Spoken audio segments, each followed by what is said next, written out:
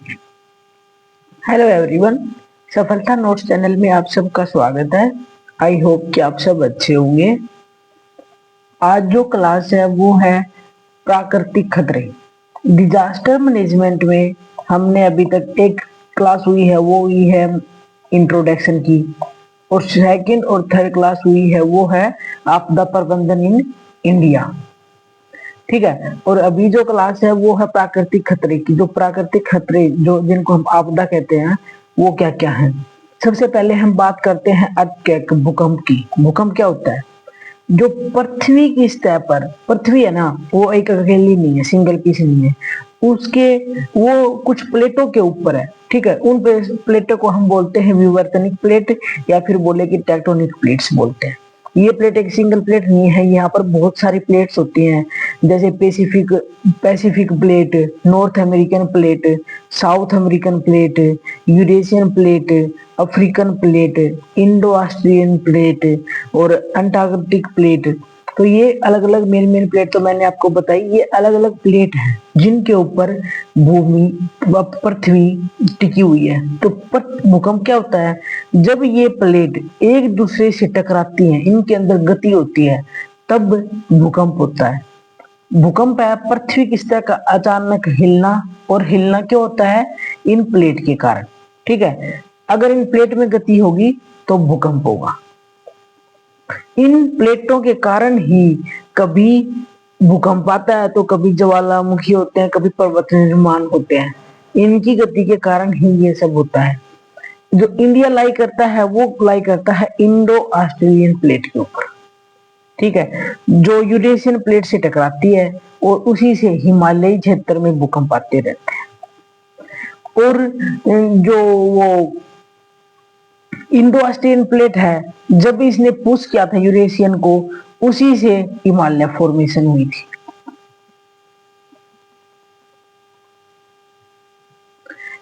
Plate की गति कैसी होती है? एक होती है कन्वर्जेंट बाउंड्री में, एक है डाइवर्जेंट बाउंड्री, और एक है पैरेलल की। कन्वर्जेंट बाउंड्री में क्या है? जब प्लेट आपस में टकराती हैं, ठीक है, आपस में जब टकराती हैं, ये अगर मान लो ये एक प्लेट और ये एक प्लेट, अगर ये दोनों एक साइड आ रही हैं, आपस में टकराती हैं, तब होता है पर्वत का निर्माण और भूकंप का कारण। ठीक है, और डाइवर्जेंट बाउंड्री कब होती है? जब प्लेटें अलग होती हैं, एक दूसरे से दूर जाती हैं, उस टाइम वो क्रिएट करती है नए स्थलखंड व दरार और घाटियां। जो मिड अटलांटिक की रीज है वो इसी का एग्जांपल है डाइवर्जेंट बाउंड्री का, और कन्वर्जेंट का है हिमालय। नेक्स्ट है ट्रांसफॉर्म बाउंड्री, परिवर्तन सीमा। जब प्लेटें एक दूसरे के पैरेलल चलती हैं, पैरेलल खिसकती है ना, एक इधर जा रही है, वो पैरेलल में इसके साथ खिसके, तब होती है हमारे पास में ट्रांसफॉर्म बाउंड्री, परिवर्तन सीमा, जिसके कारण फॉल्ट लाइन, अर्थक्वेक। ठीक है, जो सैन एंड्रियास फॉल्ट है और कैलिफोर्निया है वो इसी के एग्जांपल है। फॉल्ट और वेव क्या होते हैं? फॉल्ट क्या है? फॉल्ट एक टाइप का है ना, ब्रेक होना है, क्रैक होना है अर्थ क्रस्ट के अंदर। ठीक है, अगर जब वो रॉक्स वगैरह वो मूव करती हैं, तो फॉल्ट जो बेसिकली है ना, जो प्लेट है ना, उनकी मूवमेंट के कारण ही होता है। तो प्लेट सीमाओं की जो बाउंड का वह क्षेत्र जहां संचित ऊर्जा, मतलब जो इकट्ठी हुई ऊर्जा है ना, वो अचानक निकलती है, वो तब भ्रंश कराता है। उसी को भ्रंश कहते हैं, उसी को फॉल्ट कहते हैं। मीन्स किसी भी चीज का अचानक ब्रेक हो जाना। नेक्स्ट बात करते हैं भूकंपीय तरंगे। जो फॉल्ट है और उनके फॉल्ट पर जब जो चट्टाने टूटी है ना, फॉल्ट होने से, जैसे कोई भी रॉक है और वो एक ब्रेक हुआ है इसके अंदर कुछ भी, तो जो उत्पन्न कंपन है उसी को हम वेव कहते हैं। ठीक है, जो फोकस के अंदर क्या होगा? पृथ्वी के अंदर वह बिंदु जहां टूटन होती है उसको हम बोलते हैं फोकस, और इसको हम हाइपोसेंटर भी कहते हैं। और इपीसेंटर क्या होगा? जो फोकस है उसके ऊपर, जस्ट ऊपर, अगर हमारे पास में सरफेस के ऊपर जो पॉइंट होगा उसको हम बोलते हैं इपीसेंटर, उपकेंद्र। नेक्स्ट बात करते हैं फोकल डेप्थ की, कि कितनी डेप्थ ऑफ फोकस कितनी है फ्रॉम द सरफेस। अगर हमारे पास में है ना जो फोकस है वो 70 किलोमीटर से लेस हो तब हमारे पास में डिस्ट्रैक्टिव ज्यादा होगा, ठीक है। और अगर डीप फोकस होगा अप टू 700 किलोमीटर तब हमारे पास में लेस डिस्ट्रैक्टिव होगा। मीन्स अगर कम में होगा तब हमारे पास में डिस्ट्रैक्शन ज्यादा होगा क्योंकि वो अर्थ क्रस्ट के बिल्कुल पास है, ठीक है, तब हमारे पास में नुकसान ज्यादा होगा। और अप टू 700 किलोमीटर अगर ज्यादा ही डीप में अगर फोकस है जो ब्रेक होना है, या फिर ये लगा लो कि वेव जो भूकंप की बन रही है वो बिल्कुल अर्थ के बिल्कुल नीचे है, तब कम डिस्ट्रैक्शन होगा। फिर हम बात करते हैं कि टाइप बॉडी वेव। शरीर तरंगे travel through interior of the earth, जो अर्थ के अंदर से जो ट्रेवल करती है उनको बोलते हैं बॉडी वेव। इसके अंदर है two types, P wave and S wave. P wave होती है प्राइमरी वेव, जो फास्टेस्ट जो ट्रेवल करती हैं सॉलिड से, लिक्विड से और गैस से, ठीक है। इनकी स्पीड ज्यादा होती है और ये सॉलिड, लिक्विड, गैस तीनों से ट्रेवल करती हैं और कैसे मूव करती हैं पार्टिकल को बैक एंड फोर्थ। ये वाली जो मूवमेंट होती है ये होती है बैक एंड फोर्थ और टू एंड फ्रो दोनों बोल सकते हो आप। इसको टू एंड फ्रो भी बोल सकते हो और बैक एंड फोर्थ भी बोल सकते हो। और जो अप डाउन की प्रोसेस है वो होती है हमारे पास में सेकेंडरी वेव के अंदर। ये स्लो होती हैं और ये ट्रेवल करती हैं ओनली थ्रू सॉलिड। प्राइमरी दोनों के अंदर, सॉलिड, लिक्विड, गैस के अंदर, और तेज चलती हैं और back and forth to and fro motion करती हैं। और सेकेंडरी वेव होती हैं वो स्लो चलती हैं और वो ओनली सॉलिड के अंदर ट्रेवल करती हैं और move particle up and down. फिर नेक्स्ट है, ये तो थी बॉडी वेव। नेक्स्ट है सरफेस वेव। वो ट्रेवल करती है अलोंग अर्थ सरफेस, हॉरिजॉन्टल भी और वर्टिकल भी दोनों कंपन करती है, ठीक है। इसके अंदर जो डिस्ट्रैक्शन, हानि, नुकसान होता है वो होता है ज्यादा। मेजरमेंट ऑफ अर्थक्वेक, भूकंप को कैसे मेजर करते हैं? भूकंप जो मेजर किया जाता है वो किया जाता है सिस्मोग्राफ से। कॉम्पिटिटिव एग्जाम में जनरल साइंस का भी क्वेश्चन बन जाता है, तो मेजर अर्थक्वेक का पता होना चाहिए कि किससे मेजर करते हैं, सिस्मोग्राफ से। एक रिश्टर स्केल है 0 to 9 है उसके ऊपर, और इसको डेवलप किया था चार्ल्स रिश्टर ने। जो यूनिट है वो है 0 to 9। Etch increase of 1 unit, अगर वो 1 यूनिट निकलती है तो वो रिलीज करती है 30 times more energy. Largest earthquake 1960 में मैग्नीट्यूड रही थी उसकी 9.5, और उसके बाद आया था 1964 लास्ट का जिसकी मैग्नीट्यूड रही थी 9.2। इंटेंसिटी, इंटेंसिटी क्या कहते हैं हम, कितनी तीव्रता है किसी भी भूकंप की, कितनी तीव्रता, कितनी स्पीड से आया है, ये हम मर्कली स्केल से फाइंड आउट करते हैं।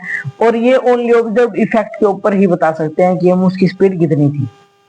भारत के भूकंप संभावित क्षेत्र, भारतीय प्लेट और यूरेशियन प्लेट में हर साल लगभग 5 सेंटीमीटर गुजरी है, आपस में पास पास आ रही है। पास पास जब आती है तो कौन सी बाउंड्री थी, कन्वर्जेंट बाउंड्री। भारतीय प्लेट और यूरेशियन प्लेट में हर साल लगभग 5 सेंटीमीटर गुजरी है। India divided into 4 seismic zone, 4 भूकंप संभावित क्षेत्र में इसको डिवाइड किया हुआ है। जोन सेकंड है वो है लीस्ट एक्टिव, ठीक। जोन थर्ड है वो है मॉडरेट इंक्लूडिंग दिल्ली एनसीआर, और जो जोन फोर्थ है वो है हाई रिस्क पे, नॉर्थन एंड सेंट्रल इंडिया। और जो नॉर्थन फिफ्थ है वो very high risk, north east India, Himalaya, Himalaya belt, Kutch और अंडमान, इन सब में जो आता है वो है जोन 5। जोन 4 जोन है, सेकंड, थर्ड, फोर्थ, फिफ्थ। और जो ये है सेकंड है वो डिस्ट्रक्टिव, थर्ड है वो मॉडरेट में जहाँ पे दिल्ली एनसीआर की एरिया आता है, फोर्थ है हाई रिस्क पे नॉर्थन एंड सेंट्रल इंडिया, और फिफ्थ पे वेरी हाई पे north east India, Himalaya belt, Himalayan जो बेल्ट है वो कच्छ और अंडमान। नेक्स्ट है भारत का 58.6 क्षेत्र भूकंप संभावित है। सेफ्टी मेजर, कैसे सुरक्षा के क्या क्या उपाय होने चाहिए? Drop, cover, hold method. Drop का मतलब है कि नीचे बैठ जाओ, ठीक है। कवर है कि अपने आप को मजबूत टेबल या बिस्तर से ढक लो। और होल्ड का है कि जब तक कंपन नहीं बंद हो जाए तब तक उनको पकड़े रखो। Drop hold, drop cover hold. Bharat में संस्थान राष्ट्रीय भूकंप विज्ञान संस्थान, नेशनल सेंटर फॉर सीस्मोलॉजी, वो है नोएडा के अंदर। कब ओपन हुई थी? 2014 में। ठीक है। इसने अपनी मोबाइल ऐप है वो रिलीज की थी। ये किसके अंदर काम करती है? जो इंडिया डिजास्टर मैनेजमेंट है उसी के अंडर काम करती है। और इसने रिलीज की थी mobile app India quake for real time earthquake information, मतलब जो हमें बताएगी कि है ना कब भूकंप आने वाला है उसकी रियल इंफॉर्मेशन देगी। और उस ऐप का नाम क्या था? India Quake. और nodal agency for earthquake monitoring in India.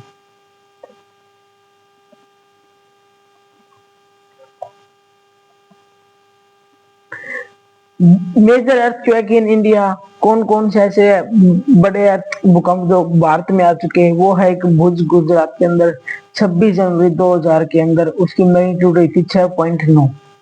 Assam और अरुणाचल चाइना बॉर्डर के अंदर 1950 में आया है जिसकी मैग्नीट्यूड थी 8.5। और मुजफ्फराबाद 2005 कश्मीर रीजन में भी बहुत आने हुई है। और नेपाल अर्थक्वेक 2015 इंडिया में भी उसका असर आया, उसकी मैग्नीट्यूड थी 7.8।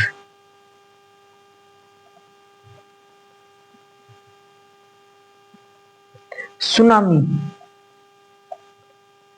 भूकंप पढ़ लिया हमने, भूकंप देख लिया कि किसकी वजह से होता है, प्लेटों की वजह से। कैसे कैसे प्लेट एक दूर जाती है, पास आती है और पैरेलल में चलती हैं। कौन सी संस्था है? वो संस्था का है नोएडा के अंदर संस्था है। ठीक है। और अभी जो हम करने जा रहे हैं वो है सुनामी के बारे में। सुनामी का ओरिजिन क्या है? एक जापानीज वर्ड जिसका है, इसका मीनिंग है हर्बर नामी, बंदरगाह लहर। ठीक है। हर्बर वेव, समुद्र के तल में अचानक हुई हलचल जैसे भूकंप या भूस्खलन या ज्वालामुखी से उत्पन्न विशाल समुद्री लहरें। सुनामी क्या है? अगर भूकंप आता है तो समुद्र में जोर जोर से ऊंची ऊंची लहरें उठने लगती हैं। तब उसी की वजह से जो लहरें उठती भूकंप की वजह से, उन्हीं को हम सुनामी कहते हैं। सुनामी को प्रभावित करने वाला कारक भूकंपीय घटना की कितनी किस स्केल के ऊपर भूकंप आया है, मूल बिंदु से दूरी, जहां से भूकंप का केंद्र है जो सेंटर है उसे उसकी दूरी कितनी है। ज्यादा दूरी है तो कम लहरें उठेंगी, अगर बिल्कुल पास में सेंटर है तो ज्यादा। और महासागर की गहराई की संरचना कि वो कितना गहरा है इसके ऊपर भी डिपेंड करता है। Study of depth of water in ocean, इसको बोलते हैं हम बाथियोमेट्री। ठीक है। जो हम depth of water in ocean, समुद्र के अंदर कितनी गहराई है उसकी अगर जो स्टडी करते हैं उसको हम बोलते हैं बाथियोमेट्री। सुनामी का वास्तविक प्रभाव समुद्र की गहराई और तटीय सतलाकृति पर निर्भर करता है कि समुद्र के अंदर अगर वेव उठेंगी, अगर वो गहरा ज्यादा है तो फिर कम नुकसान होगा। और तटीय जो बाहर का एरिया वो कैसा क्या है उसके ऊपर भी निर्भर करता है। प्राकृतिक अवरोध जिससे हम सुनामी को रोक सकते हैं वो है मैंग्रोव वन। ठीक है। और रेतीले टीले तटीय चट्टानें सुनामी के प्रभाव को कम करती हैं। सुनामी की लहरों की गति, अगर सामान्य लहर है 100 किलोमीटर पर आवर तो नॉर्मल ओशियन वेव, लेकिन सुनामी लहरें होती है वो up to 800 kilometre per hour में होते हैं। सोच के देखो, अगर 100 किलोमीटर पर आवर को नॉर्मल बोला तो 8 गुना कितनी ज्यादा होती है और कितनी विनाशकारी होती है।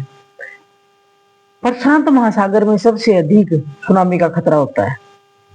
भारत में प्रमुख सुनामी 26 दिसंबर 2004 की सुनामी भारत के तटीय राज्यों अंडमान निकोबार में भारी तबाही की थी। तब उसका एपिसेंटर क्या था? नियर सुमात्रा इंडोनेशिया के अंदर है जो वो इसका सेंटर था, लेकिन भारी तबाही फिर भी इंडिया के अंदर हुई है तटीय राज्यों में। सुनामी चेतावनी प्रणाली, इंटरनेशनल सुनामी वार्निंग सिस्टम जो अमेरिका के अंदर है, होनालुलु हवाई। ठीक है। और पैसिफिक सुनामी वार्निंग सिस्टम ये है अमेरिका के अंदर जो इंटरनेशनल सुनामी वार्निंग सिस्टम है वो। एजेंसी, भारत में सुनामी अगर होती है तो उसके लिए कौन सी एजेंसी काम करती है? सर्वे ऑफ इंडिया, भारत सर्वेक्षण विभाग, जल स्तर मापन। इंडिया नेवल हाइड्रोग्राफी डिपार्टमेंट, भारतीय नौसैनिक जलगणना विभाग भी सुनामी के बारे में हमें बताएगा कि कब होने वाली है, उसके बारे में पहले भविष्यवाणी करेगा। नेक्स्ट है NIOT, national institute of ocean technology, राष्ट्रीय समुद्री प्रौद्योगिकी संस्थान, वो कहाँ है? चेन्नई के अंदर। कब बनी थी? 1993 के अंदर। ये भी जॉब मेंटेन करती है नेशनल डाटा बायोस प्रोग्राम को, ठीक है। और किसके अंदर काम करती है? मिनिस्ट्री ऑफ अर्थ साइंस के अंदर ये काम करती है।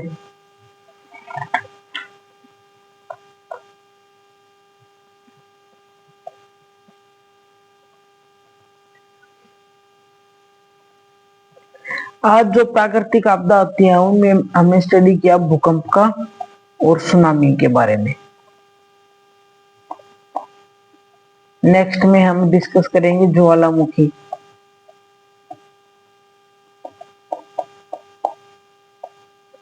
इंपॉर्टेंट क्लासेस हैं, पेपर एग्जाम ओरिएंटेड है। सीटी के अंदर एक एक मार्क्स की बहुत वैल्यू रहती है। सीटी का कौन सा भी एग्जाम हो, एक एक मार्क्स की हमें बहुत वैल्यू रहती है कि क्योंकि बच्चे एक एक मार्क्स से ही रह जाते हैं अपनी जॉब के सिलेक्शन में। तो अगर आपको वीडियो अच्छी लगी हो तो please like share and subscribe करें एंड थैंक यू।